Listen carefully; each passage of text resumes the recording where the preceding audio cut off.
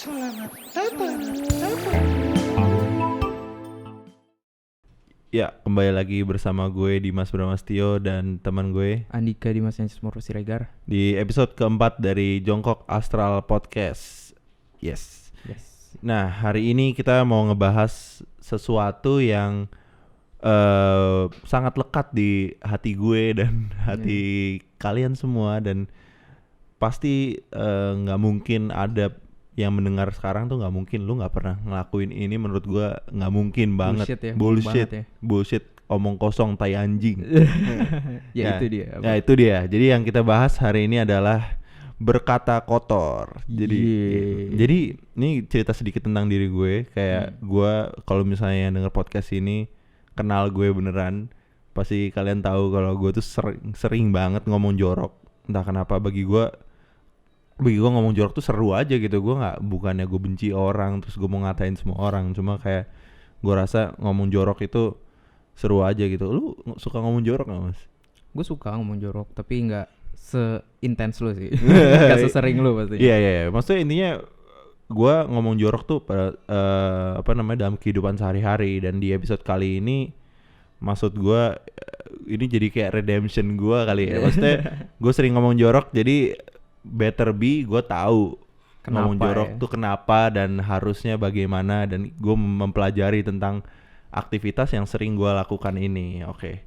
Gitu. Jadi kita berangkat dari situasi kayak gini nih, Mas ya. Gue coba deh lu pikir-pikir, kayak lu pertama kali ngomong jorok tuh ngomong apa?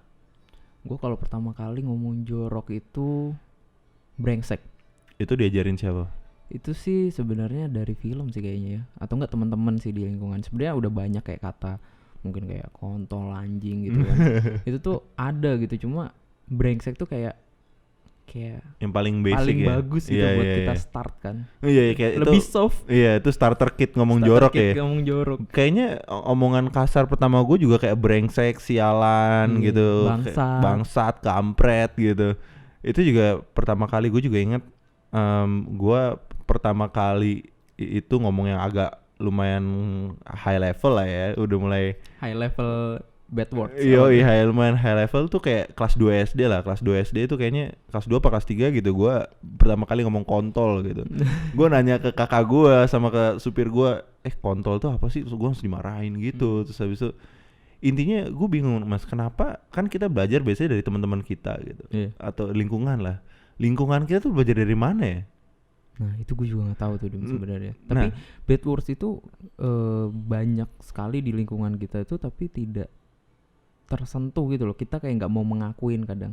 Sebenarnya dari pertama kali gue menggunakan kata kotor, bisa jadi sebenarnya kita udah dengerin itu kan, udah denger dari teman kita, dari mungkin ya kalau ada yang orang tuanya yang suka berkata kasar gitu ya di rumah. Itu kan bisa jadi modeling juga buat mereka kan. Iya, benar-benar. Tapi kita nggak menggunakan itu karena ada larangan di sosial dan orang tua kita kan. Iya, ngomongin tentang larangan, lu pernah nggak dimarahin sama orang tua lu kalau lu ngomong kata, atau nggak cuma orang tua, guru kayak atau? Guru. Pernah lah pasti, man. Iya, apa gue juga sama banget kayak. Pernah nggak ya gue?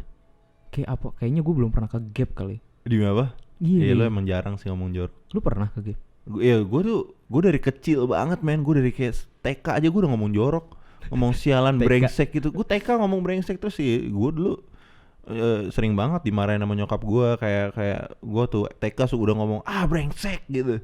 Gue nggak tahu gue tuh dapetin dari mana ya. Tapi lu tahu brengsek itu apa? Enggak.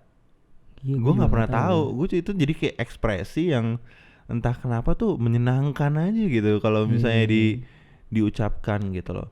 Tapi kan akhirnya nyokap gue memberikan edukasi gitu. Itu adalah kata kasar, itu nggak boleh, itu kata yang nggak bagus lah gitu. Kalau kamu jangan ngomong kayak gitu kalau misalnya di kehidupan sosial gitu. Tapi itu sebenarnya gue yakin, maksudnya siapapun yang mendengar podcast sekarang, gue yakin pernah ada masa itulah dikasih tahu bahwa itu omongan yang tidak baik. Tapi gue yakin mereka juga nggak tahu kenapa itu nggak baik, iya kan? Coba kayak misalnya deh kayak lu ngomong anjing di depan guru lu gitu, pasti guru lu marah. Tapi kan sebenarnya anjing tuh hewan, cuma gitu. hewan. Nah itu dia. Jadi terkadang tuh memang kita ngomong ya kenapa kita bikin podcast ini, episode ini tentang ini karena kita ngomong jorok tapi kayak lu kayak nggak tahu sebenarnya maksud Kenapa itu bermasalah gitu ya. Nah ini yang kita bahas gitu di sini. Nah itu kan tadi kita tahu gitu omongan jorok tuh ada banyak gitu loh. Iya. Banyak jenisnya ya. Jadi ada yang kayak biasa-biasa aja kayak persetan atau apalagi Persetan. yang low level Itu apa juga ya? starter kick deh. Iya starter kit ya. Iya, Apa yang starter kit. low level lagi ya? Kayak bajingan, brengsek yang kayak masih gila lo kayak gila lo, bego ya kan, atau iya goblok gitu. Gue juga ngomong goblok kayaknya dari TK deh.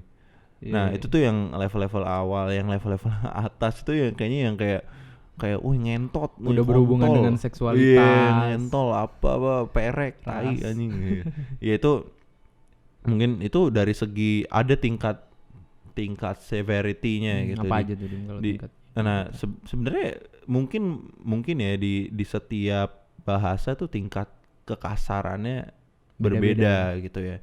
Tapi kalau misalnya kita mau coba lebih lebih teoritis lagi, gue pengen mengutip teori dari salah satu profesor di Harvard ya, namanya Steven Pinker. Steven Pinker ini dia itu pakar psikolog juga ya. Nah dia tuh membedakan kata-kata kasar menjadi 5 tipe gitu. Jadi kata kasar tuh banyak jenisnya. Yang pertama itu adalah kata kasar yang abusive. Nah, abusive bad words itu adalah misalnya ya lu menggunakan kata kasar itu digunakan untuk mencela gitu, digunakan untuk misalnya ya melukai orang gitu, misalnya kayak dasar lu perek gitu. Dasar lu anak tai anjing gitu misalnya. Ya itu bukan mengutuk ya, itu menuju ke satu orang gitu kan. Emang bedanya mengutuk apa? Mengutuk itu kan kayak misalkan gua kesakitan gua bisa kayak iya itu nggak diarahkan gitu. Yes, benar-benar. Kalau ini emang benar-benar dilakukan untuk menyakiti gitu. Terus habis itu kedua juga ada yang namanya empathic swearing gitu. Empathic swearing itu kayak misalnya bentuk ekspresi banget gitu. Misalnya kayak lu ngelihat ada mobil gitu, mobil keren, terus lu kayak fuck anjing keren banget nih mobil gitu. Ya itu tuh yang gue bilang mengutuk tuh kayak gitu kan. Nanti ada lagi. Kalau empatik tuh menurut gue bukan mengutuk, nanti ada lagi yang mengutuk. Jadi itu kayak ekspresi yang sebenarnya positif gitu, empatik gitu kan. Tapi lu nggak bisa bilang kayak wah desain yang sangat mengagumkan gitu. Itu kan kayak, tapi lu ada ekspresi yang kayak yang keluar dari vokabulari norma biasa yang tepat untuk mendeskripsikan apa yang di depan lo gitu, kayak fuck keren banget men, gila keren banget gitu. Nah itu empathic swearing. Terus habis itu ada juga dysphemism itu sebenarnya lo mendeskripsikan sesuatu yang buruk, misalnya kayak ya ini maaf misalnya ada kayak tempat pelacuran gitu.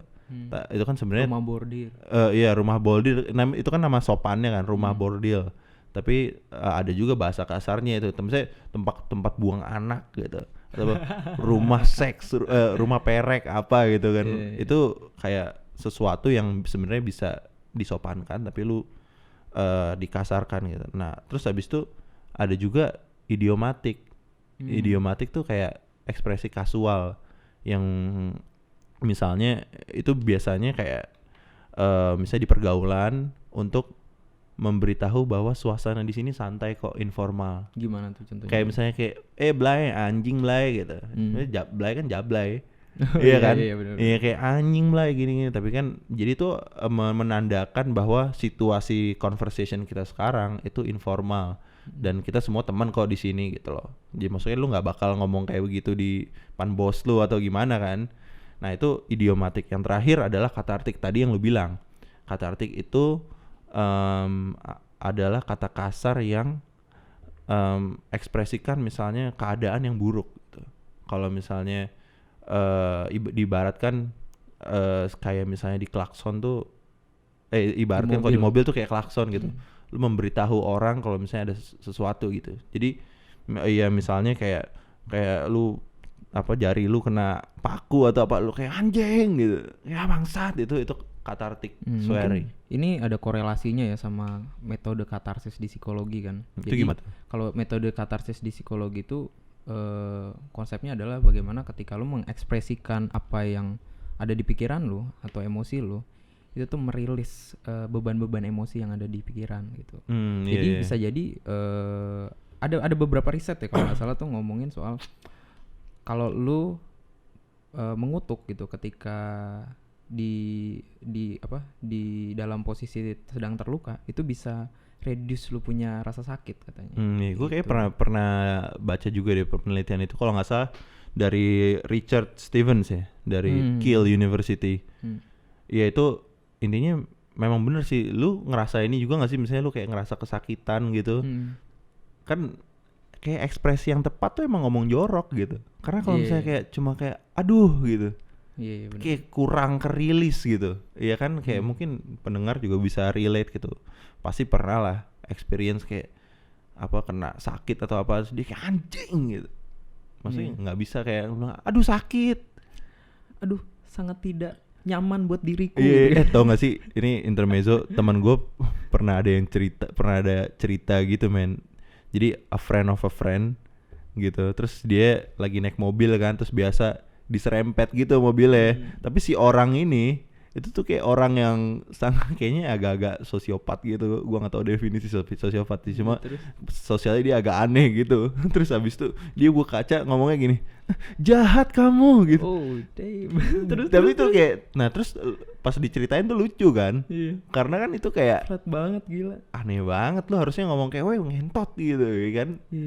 Itu tuh menandakan bahwa yang seharusnya kayak ya kan sebenarnya yang socially accepted lah, quote Tapi unquote. menurut lu kira-kira orang itu ini nggak Dim? Dengan dia mengekspresikan sesederhana itu kan, buat kita kayak sederhana banget kan.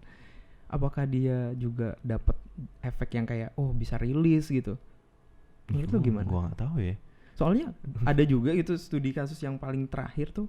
Jadi ketika orang mengutuk ketika dia melakukan aktivitas olahraga, dia tuh lebih merasa punya stamina yang lebih baik dan power. Oh iya. Iya. Tapi yang studi terakhir ini dia tidak menemukan adanya perubahan fisiologis. Jadi maksudnya stamina dan power itu kan itu hasil dari kontribusi semua organ fisiologi kita kan. Tapi bisa juga dari hipotesa hasil dari penelitian itu menunjukkan bahwa oh ternyata itu tuh sugesti gitu loh di otak gitu kan.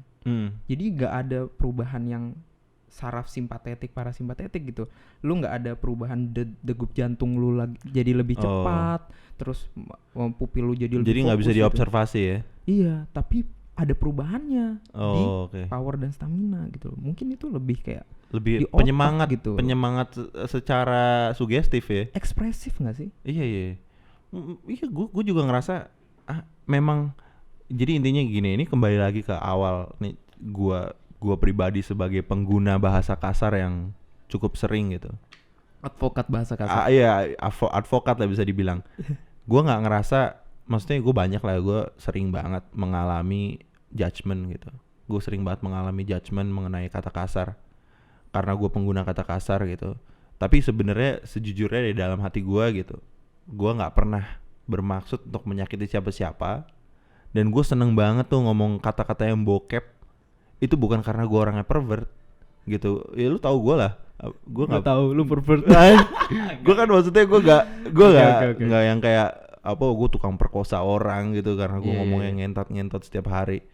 Tapi gue ngomong itu karena somehow itu tuh lucu gitu. Lu ngerasa nggak sih kayak ngomong kayak anjing ngentot itu tuh kayak lucu gitu? Iya. Itu lucu banget Dim. Kayak kita biasanya kan kita kalau ngomong casual gitu kayak kadang gue kesel gitu, tapi kayak nggak mau effort, anjing banget sih lu Dim gitu kan. Atau enggak lu brengsek banget lu Dim asli gitu kan. Dan itu tuh ada sedikit makna yang gue selipin biar lu nggak sakit hati gitu loh. Bawa konteks itu ke konteks yang lebih casual gitu. Makanya kadang kalau kita lagi diskusi gini kan Dim, kita lagi ngobrol gitu di luar, terus lu kayaknya gue lagi cerita lu kayak nggak jelas gitu kan, kayak ngapain deh. Iya. Terus tiba-tiba gue bilang, Dim lu kayak peler gitu. Gue aja ketawa kan tuh. tapi tapi apa yang bikin lucu ya? Lucu karena sebenarnya di situ lu ada banyak hal sih terjadi di situ. Pertama, lu mendapat respon yang lu inginkan, which is dimana gue jadi marah. Nah, dan Iya. mungkin gue jarang marah, jadi kayaknya bisa jadi lucu gitu. Kedua, mungkin lu ada istilahnya dari filsuf Amerika kontemporer. Dia namanya kalau nggak salah Stephanie Rose. Nah, dia itu ngomongin bahwa di setiap kata yang kita ucapkan mengarah ke orang lain itu punya makna yang sensual gitu. Jadi misalkan kalau gue bilang Dimas kayak peler gitu, berarti lu bayangin Dimas itu berbentuk Iya. peler gitu loh. Terus dan nggak cuma bentuknya tapi kayak sensualnya apa? Oh, peler itu bisa Kotor gitu ya. iya kotor, nggak pernah dibersihin, bau gitu Iya, kan iya, misalkan. iya. Itu stigma itu penempel gitu. Iya, gue rasa memang itu humornya mungkin di situ ya. Jadi kayak ada sesuatu yang sangat spontanitas dan sangat aneh gitu. Iya benar. Kayak tau gak sih dulu Gofar Hilman pernah ngomong kayak itil hansip gitu. Itu tuh bagi gue lucu banget waktu itu, gue ngakaknya. Pasti lu langsung abis lucu lu langsung Langsung- identifikasi kan. Iya kayak itil, nggak Itil itil, hansip. Lu langsung bayangin Hansip itu. Iya makanya, atau enggak kayak selangkangan kobra gitu. Itu kan jadinya kayak lu ngebayangin sesuatu yang nggak ada, jadi kayak imajinasi lu tuh kayak Iya. bermain. Jadinya mungkin di situ humornya kali ya, kayak atau enggak lu ngomongin ngomongin hal yang out of context, tiba-tiba lu ngomong ngentot gitu. Ngomong ke kehidupan ngomong tentang aktivitas seksual gitu yang bener-bener Iya. lain gitu. Mungkin di situ kali ya lucunya itu, tapi entah kenapa humor itu menjadi sesuatu yang tidak disadari gitu.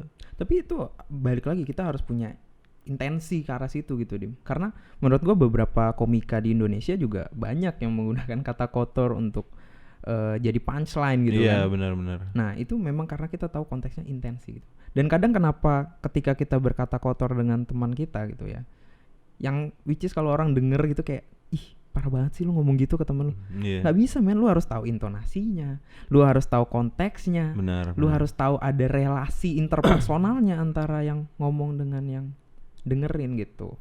Nah, itu menarik banget sama yang lu bilang barusan, bahwa ada certain knowledge yang diperlukan untuk Menguasai. untuk bisa menggunakan kata kotor dengan baik dan bijaksana. Yoi. Iya. Ini kayaknya judulnya klarifikasi Dimas. Klarifikasi Dimas karena selama ini suka ngomong ngentot. Betul. Iya, Terus tapi gimana, Dim? intinya gitu. Ada beberapa hal yang lo mesti tahu untuk menggunakan kata-kata ini gitu. Jadi tau gak sih nih, ini pertanyaan ini buat teman-teman gue dengerin. Kayak pertanyaan yang sering banget terjadi di gua, yang ditanyakan ke gua. Lu kalau sama orang tua lu sering keceplosan gak, Dim? Atau gak kayak lu kalau di sekolah sering keceplosan gak sih, Dim, ngomong ngentot-ngentot gitu? Soalnya lu ngomong setiap hari dan setiap saat. Itu pertanyaan yang sering banget gue dapat. Ini gue jawab ya sekarang. Gue merasa karena gue sering ngomong jorok yang sering banget, gue merasa gue lumayan expert dalam ngomong jorok, sehingga gue tahu konteks gitu loh. Maksudnya dengan pergaulan. Iya. Kalau dengan teman-teman gue ya gue ngomong itu sesering mungkin, tapi dengan orang tua gue rasa ya lu bisa tanya orang tua gue nggak pernah gue ngomong kayak mah ngentot gitu, dan nggak pernah keceplosan, karena kayak memang gue tuh tahu bahwa ada penempatan di situ. Nah, ngomong-ngomong tentang apa namanya ya soft skill mengenai ngomong jorok, ini ada pertanyaan nih buat lu dan buat semua pendengar. Kita kan tadi udah tahu, yang kita udah tahu sekarang adalah ngomong jorok itu apa namanya ada banyak jenisnya dan nggak semuanya menyakiti, iya kan? Ada cuman ekspresi, dan tadi kan lu juga udah sempet bilang bahwa ada benefitnya kok, ada penelitian yang bisa bilang itu reduce pain, reduce stress, atau bisa meningkatkan performa, ya kan? Jadi benefitnya ada gitu, ada benefit secara sosial juga, ya kan? Nah, itu kan sebenarnya bukan hal yang buruk-buruk banget. Nah, pertanyaannya adalah kalau misalnya lu punya anak, gimana cara lu ngajarin anak lu ngomong jorok? Seperti yang gue bilang tadi, yang terjadi di society sekarang adalah anak yang ngomong jorok itu diberikan punishment. Iya, benar. Gitu. Atau bisa dibilang censorship ya, Mas? Iya. Atau censorship. Nah, itu kita sekarang bicara tentang meregulasi ngomong jorok, perlu nggak sih secara personal di household ataupun secara di society sebagai at large gitu, misalnya di media, di lain. Kita ngomongin censorship, gimana menurut lu Mas? Apakah kita perlu melakukan censorship terhadap ngomong jorok?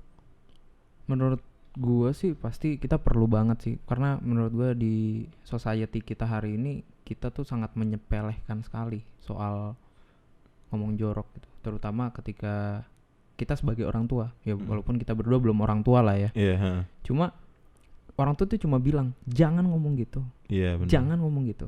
Mungkin ada explain-nya gitu, tapi explain-nya tuh bukan mendeskripsikan apa yang makna dibalik dari kata itu gitu kan, Dim. Tapi yang dijelaskan itu tuh kata kotor, nanti orang terluka gini.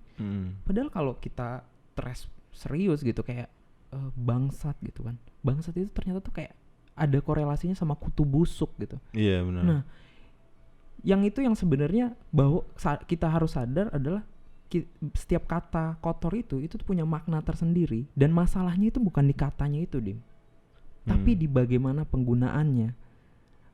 Orang tua itu lebih mungkin untuk membantu anak dalam mendevelop soft skillnya dibandingkan orang di sekolah seperti guru, karena guru itu lebih susah untuk mengajarkan soal bahasa kotor karena kita nggak punya pendidikan dasar berbahasa jorok kan. Iya benar banget. Kalau misalkan ada, seharusnya itu dilakukan dengan serius karena itu bentuk dari soft skill gitu. Nah, peran orang tua itu seharusnya bisa menjelaskan kenapa hal ini tidak baik, hal ini baik dengan cara yang lebih baik gitu. Nggak boleh pakai punishment. Setelah bilang, kita bisa bilang kayak gini, misalkan lu ngomong bangsat, nah gitu, Dimas, itu kata itu berbahaya loh gitu. Itu maknanya ini. Nah, tapi kalau kamu bilang itu ke orang, itu tuh bisa menyakiti perasaannya gitu. Apakah kamu mau menyakiti perasaan orang gitu? Terus jawabannya misalkan enggak gitu. Ya, terus pertanyaannya, misalkan dia tanya balik, tapi saya boleh nggak pakai kata itu gitu. Nah, ini yang menurut gue pertanyaan yang sulit banget dijawab oleh orang tua gitu. Boleh nggak anak kita pakai kata kotor? Kalau gue pribadi, karena gue nggak mau wakilin banyak orang, gue akan bilang boleh. Iya, gue juga sih. Di antara teman lo, yes, boleh sebagai bentuk ekspresi. Karena kalau kita inget deh, Dim, kita tuh selalu sebel ketika diri kita sakit nih, kejedot kepala gue. Iya. Terus gue bilang, aduh anjing tembok gitu kan. Terus tiba-tiba lu bayangin anjing terus tembok gitu, jangan usah dibayangin. Terus gimana? Nah, anjing tembok gitu kan. Terus orang tua lu keluar, bukannya ngomongin kepala lu yang sakit atau diobatin, tapi malah dimarahin. Kok kamu ngomong gitu? Gila, itu kita bisa kesel banget. Itu tuh benar-benar lu udah kesakitan, lu mengekspresikannya gitu. Lu kan ekspresi itu biar kita tahu kan bahwa gue lagi kesakitan gitu. Dan harus dilepas ya menurut Richard gitu. Stevens tadi itu juga. Nah, itu kenapa mungkin yang di sini gue bisa simpulkan adalah dengan punishment you are giving essentially more pain. Iya kan? Iya, betul. Nah, jadinya misalnya kita receive pain dari tembok, ada pain, kita rilis dengan kata kasar. Orang tua nambahin pain gitu. Nah, jadi harus dirilis lagi, ntar orang malah makin ngomong jorok karena harus merilis pain itu kan. Nah, jadi menurut gue memang itu punishment terhadap ngomong jorok itu nggak tepat tuh karena itu gitu, karena automatically pain akan dirilis dengan ekspresi bahasa yang konotasinya kata kotor gitu loh. Nah, lu tahu juga nggak sih kalau misalnya kalau ngomong kotor itu ada stigmanya gitu. Benar. Iya kan, kayak lu sering banget ngomong itu cuma maaf ya, misalnya kayak ini maaf ya. Iya, gue kan sopan sebenarnya. Jadi orang tuh santun gue sebenarnya. Nah, jadi ada nggak sih bilang itu bahasa kayak gitu cuma bahasa orang yang nggak berpendidikan gitu. Ya, atau nggak orang yang miskin? Iya, orang-orang yang miskin atau orang yang lower class gitu. Itu apa namanya, ada aja stigma kayak gitu. Apakah memang orang yang, karena gue lihat kayak gue punya banyak teman gue yang misalnya pendidikannya tinggi banget, yang kayak lulusan luar negeri S2, S3 masih aja ngomong kantal kontol juga. Mungkin dia bisa lebih bijak menggunakannya. Dan kayak orang miskin juga banyak yang santun. Iya kan? Bener banget. Iya Santun kan? banget malah. Santun banget, banyak banget Karena ada. nggak punya apa-apa gimana? Iya, Kan? maksud gua, nah itu sebenarnya tadi setelah gua telusuri Mas, ini tuh ada sejarahnya ngomong jorok gitu loh. Menarik nih. Gimana Dim? Nah, sejarahnya ngomong jorok itu tuh sebenarnya gini, ini sebenarnya karena gua nggak bisa menemukan sejarah ngomong jorok di Indonesia, jadi gua di bahasa Inggris ya. Jadi di Inggris itu tuh dulu ada perbedaan kasta sosial yang sangat jauh gitu. Jadi orang-orang yang Anglo-Saxon gitu, orang-orang Anglo-Saxon ini pada masa Old British ya, Anglo-Saxon itu biasanya pekerjaannya kan dia petani, peternak gitu-gitu kan. Nah, habis itu ada kasta yang di atasnya adalah orang-orang Norman ya.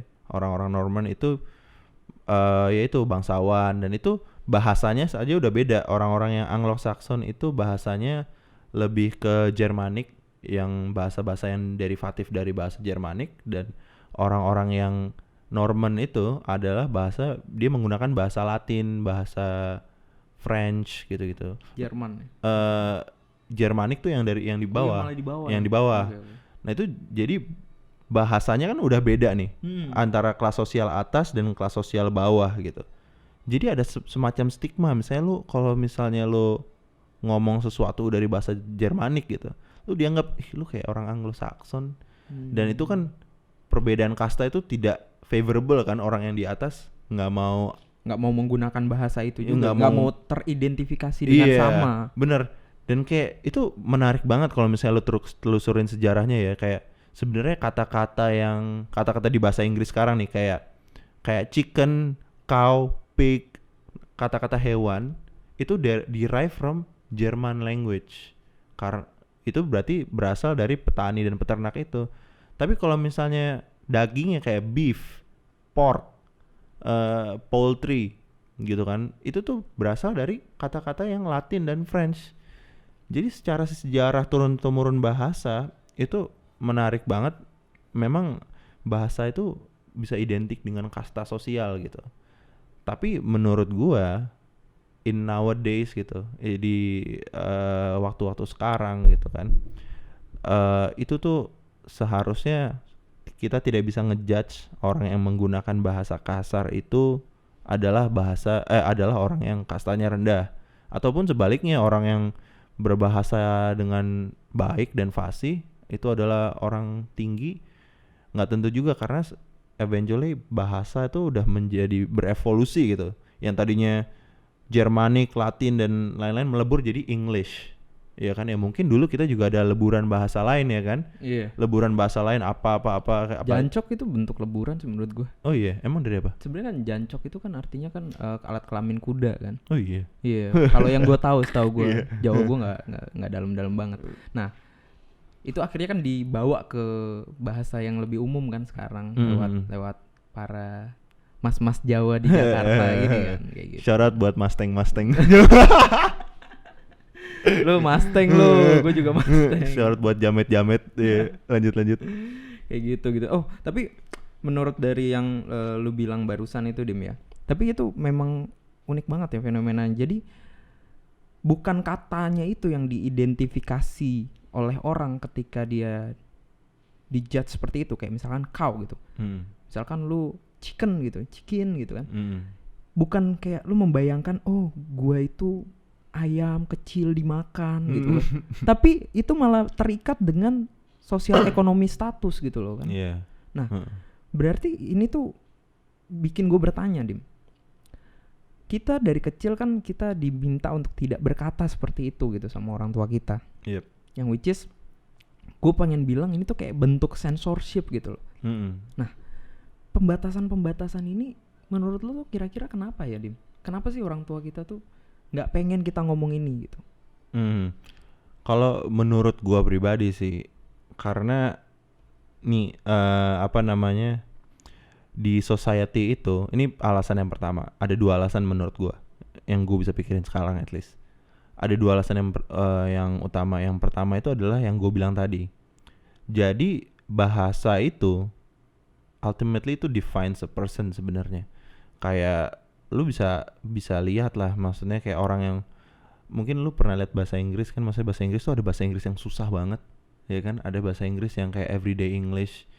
Terkadang tuh diksi yang kaya, terkadang kan memang in some ways itu menunjukkan pendidikan lu gitu. Dan aspirasi di society adalah kita mau menjadi orang yang paling beradab.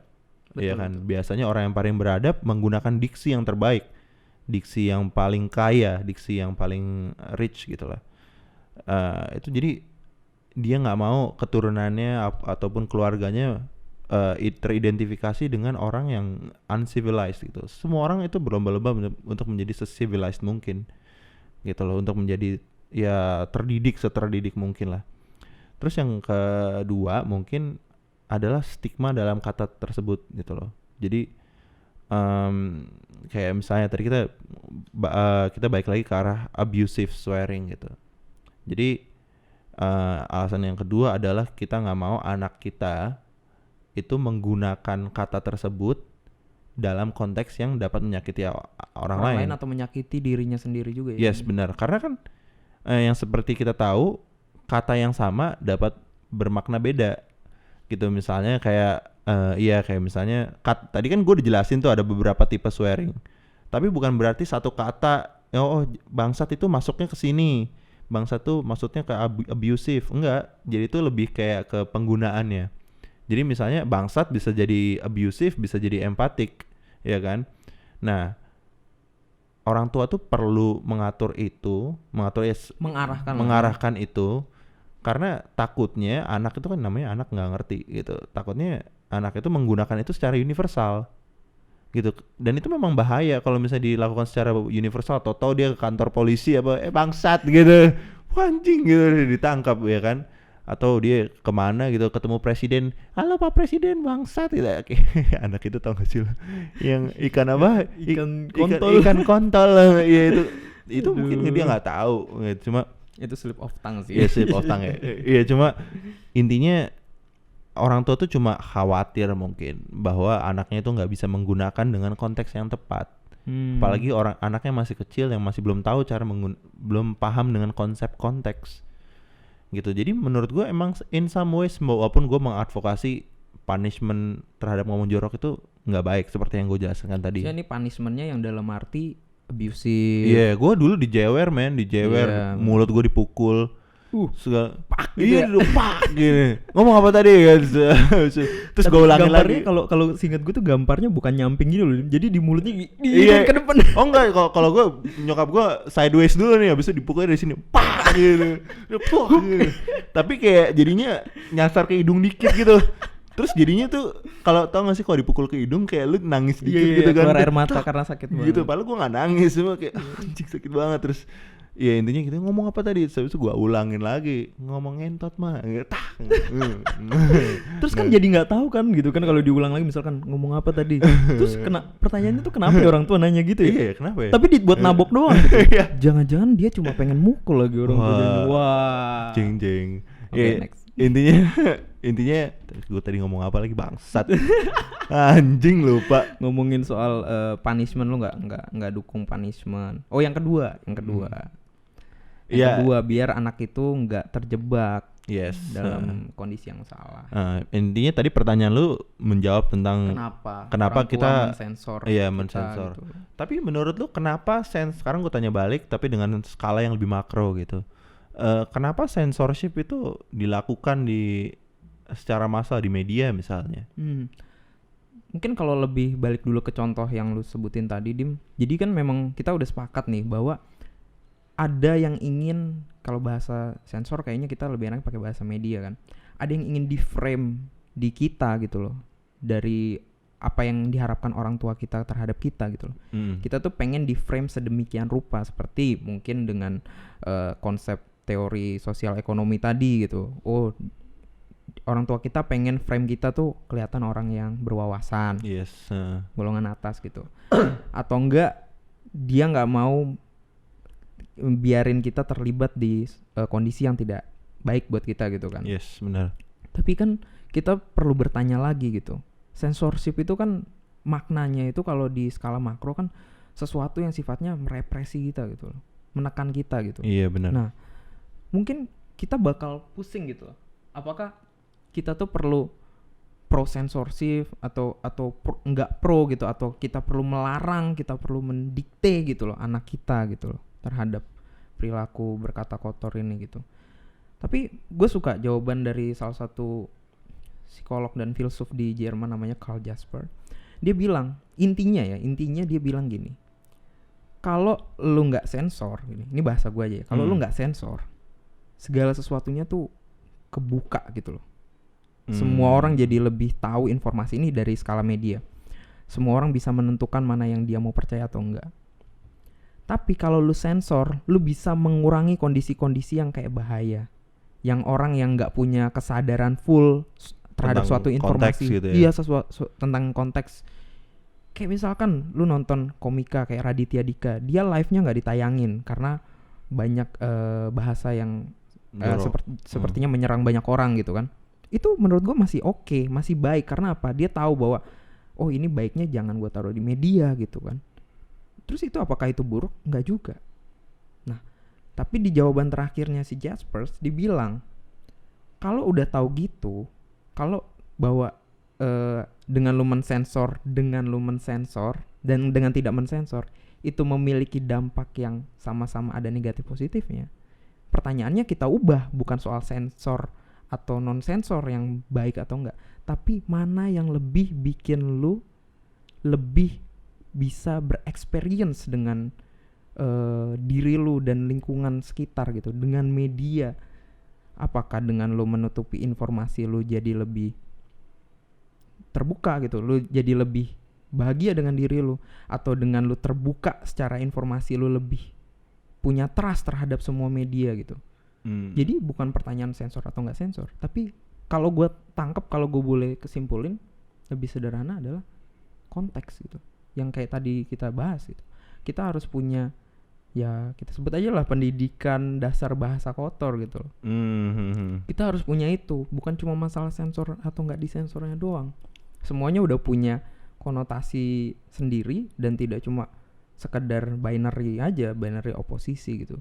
Tapi gue pengen ngingetin lagi gitu kan, dari sudut pandang gue yang seorang psikolog, bukan psikolog lagi, belajar psikologi, kita harus sadar juga bahwa bahasa kotor tuh masalah, Dim.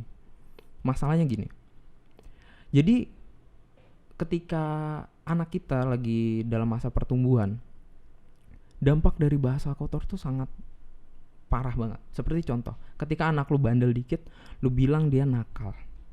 Mungkin anak itu nggak tahu gitu loh bahwa oh nakal itu adalah seperti ini gitu. Mereka belum punya gitu loh definisi dari nakal. Jadi kayaknya nggak begitu bahaya lah kalau secara kognitif nih kita bicara. Tapi yang lebih bahaya adalah ketika lu bahas ini secara sosial.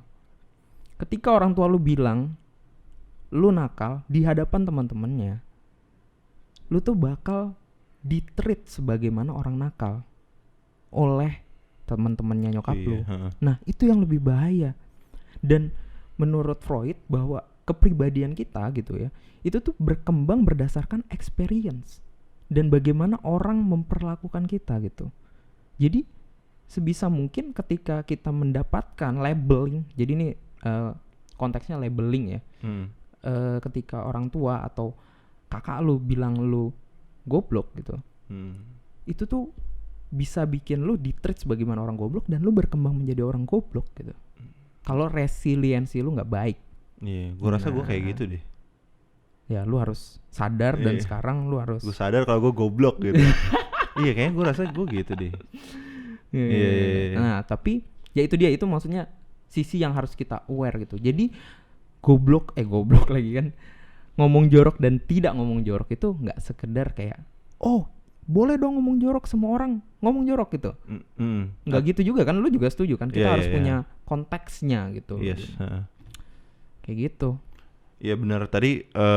Jadi intinya apa namanya, bukan iya dan tidak, bukan biner gitu, tapi ya apa namanya, pengaturan yang secara moderat gitu loh.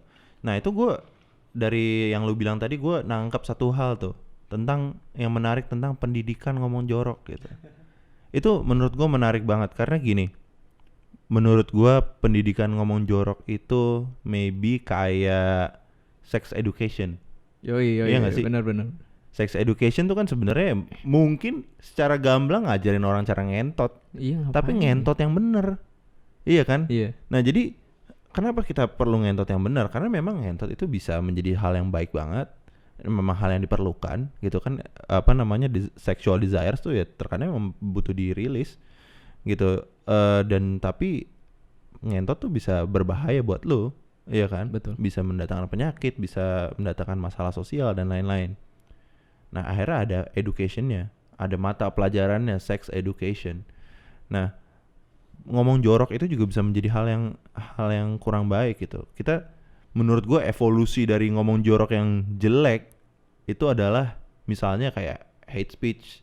Iya, benar. Itu adalah evolusi. Mungkin dia nggak tahu kalau misalnya, maksudnya dia nggak bisa merefleksikan gimana rasanya jadi orang yang terkena hate speech gitu, terkena abusive swearing tadi yang gue bilang, yang kayak kalimat yang ditujukan untuk melukai gitu. Nah, itu tuh apalagi dengan era sosial media ini, itu udah banyak yang menjadi isu yang berat, banyak orang yang dihukum secara pidana karena itu. Ya. Nah, di sini gue setuju bahwa ada diperlukan pendidikan yang khusus. Dan menurut gua ini bisa dimasukkan ke kurikulum bahasa Indonesia. Iya, apalagi menteri kita lagi inovasinya banyak banget iya ya. nih, jadi Pak kita Nadiem ya. buat Pak Nadiem. Asik kita siapa aja iya, loh. buat kita menyarankan mata pelajaran ngomong jorok ya, di pendidikan dasar bahasa. Iya, jorok. jadi kita mulai ajarkan anak TK ngomong jorok. Jadi intinya tapi nggak anak TK juga, iya sexual sih. education nggak TK. iya sih maksudnya iya itu certain SD lah. Iya. Menurut gua banyak sih anaknya. Tapi sebenarnya kalau boleh nambah dikit nih Dim ya, soal sexual education, sebenarnya masih ada beberapa hal yang kayak menjadi kegelisahan buat gue gitu loh Dim. Kayak pertama, gue nanya deh sama lo, menurut lo sexual education itu mengajarkan lo untuk berhubungan seksual sebelum nikah atau enggak? Seingat lo deh, sepengalaman lo. Sebenarnya gue belum pernah mengalami sexual education. Oh iya? Serius nih? Iya, selain Di SMA? Kayaknya nggak ada deh. Wow. Selain kelas biologi ya. Cuma menurut gue itu bukan sexual education, itu kayak pelajaran reproduksi. Tapi setahu gue di Amerika itu yaitu pengajaran cara memakai kondom. Itu kan sebenarnya belajar seks di luar nikah. Nah, kebetulan gue nggak tahu ya kurikulumnya gimana, cuma lucunya gini, jadi ketika kita diajarin mengenai soal seksual gitu ya, kita tuh diajarin bagaimana seksual yang sehat, itu betul, oke lah. Terus kadang tuh ada yang bilang kayak gini, makanya berhubungan seksual dengan orang yang kita percaya. Dan beberapa orang kalau misalkan dia religius sekali dibilang berhubungan dengan orang yang sudah menjadi suami atau istri kalian yang sah gitu. Itu kan ada. Tapi pertanyaannya gini, kalau misalkan itu nggak disampaikan gitu, bahwa gue nggak ada yang bilang kalau gue harus berhubungan seksual dengan suami atau istri gue yang sah gitu, berarti gue yang penting ngelakuin seksual secara safe. Ketika melakukan seksual secara safe, ternyata tiba-tiba gue digerebek. Terus lu bilang, Pak, kenapa saya digerebek? Seksual saya safe, pakai kondom gitu. Nah, nggak, yang miss itu adalah yang kayak gitu menurut gue di sexual education, di mana lu tuh nggak bisa berhubungan seksual sembarangan loh di konteks Indonesia gitu. Kayak gitu, dan itu cuma masukan aja sih, intermezzo aja lah intinya dari.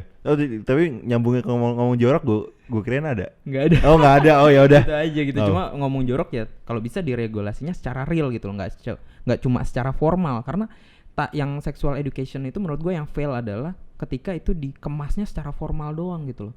Kayak yang penting mereka tahu yang sehat gimana. Enggak, lu harus lihat gitu kondisi kita gimana. Kos-kosan buat berhubungan seksual yang sehat yang menyediakan kondom itu nggak boleh. Itu nggak boleh. Berarti hubungan seksual yang sehat apa? Bisa direduksi aja sama suami lu, selesai kan? Nggak ada tuh sexual education berarti kan? Kelar. Pelajaran agama. Jadi buat apa sexual education? Nah, makanya gue bilang kalau misalkan kita punya pendidikan berbahasa jorok yang dasar gitu ya buat nantinya, misalkan ini kan cuma harapan kita ya. Ya, at least harus real, harus punya konten gitu loh. Punya konteks dengan society kita gitu. oh kita ngomong gini gini gini, nggak cuma kayak formal ini boleh ini nggak Iya, boleh. harus ada real world application-nya. Betul banget Karena itu maksud gue. sebenarnya tadi kenapa gue mau masukin pendidikan kata kasar di pendidikan bahasa Indonesia, itu adalah gue merasa hasil dari pendidikan bahasa Indonesia yang gue alami selama bertahun-tahun ini itu sedikit sekali terapannya Wow. di kehidupan berbahasa gue. Ya karena sebenarnya ultimately ya, bahasa yang akan sering lu pakai kayak 80% of the time gitu itu adalah informal Indonesian atau pokoknya informal language gitu. Iya kan? Kayak Betul. even di lingkungan kerja aja gue pakai bahasa informal kok gitu. Ya tergantung lu kerja di mana sih, I guess. Cuma Tapi lu dengan podcast ini bahasa Indonesia lu kepake ya, Dim ya. lu Jadi lebih rapi. kayaknya enggak juga deh. Cuma intinya menurut gua kata kasar itu adalah bagian besar dari bahasa, besar banget men. Iya. Kayak besar banget, itu digunakan secara sangat banyak gitu. Nah itulah kenapa seharusnya itu dididik gitu loh, jadi mendidik agar siswa-siswa kita itu bisa berbahasa kasar dengan baik. Lu sering lihat nggak sih kayak di Jakarta Keras suka anak-anak bocah gitu, anak bocah ngentot gitu. Itu kan tuh. Iya, Nah itu yang mungkin kalau misalnya lu semua ngeliat itu lucu gitu, anjing anak bocah, gue juga pernah dulu kan, gue anak fiksi kan dulu, terus gue kayak naik sepeda gitu, terus gue nabrak anak kecil men. Anak kecil itu lagi sama bokap nyokapnya ada nyet. Jadi gue nabrak gitu, terus kepalanya dia tuh kena kayak fork sepeda gue gitu, jadi bunyi tong gitu men, keras banget kan sepeda gue nggak ada remnya kan. Terus jatuh nih anak, gue kayak, terus habis itu dia bangun gini, ngentot lo gitu. Tapi ada bokap nyokapnya.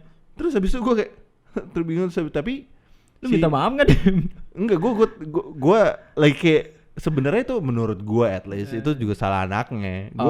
Terus dia lari aja nggak lihat-lihat. Terus habis itu ya itu si orang tuanya tuh nggak untuk nge-punish hal itu, tapi kan sebenarnya hal itu tuh bahaya kan.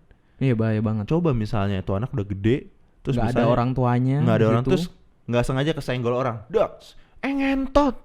Iya. Terus, apalagi kalau dia nggak bisa berantem. Iya. Tulangnya lunak. Iya, gitu kalau kan. dia nggak bisa jujitsu gimana? Asik. Try jujitsu guys. Intinya ya itu akan menjadi bahaya kalau nggak digunakan. Itu kan bukti bahwa anak itu nggak tahu konteks. Maksudnya dia menggunakan abusive swearing gitu. Harusnya yang dia gunakan itu lebih kayak yang kayak katartik gitu.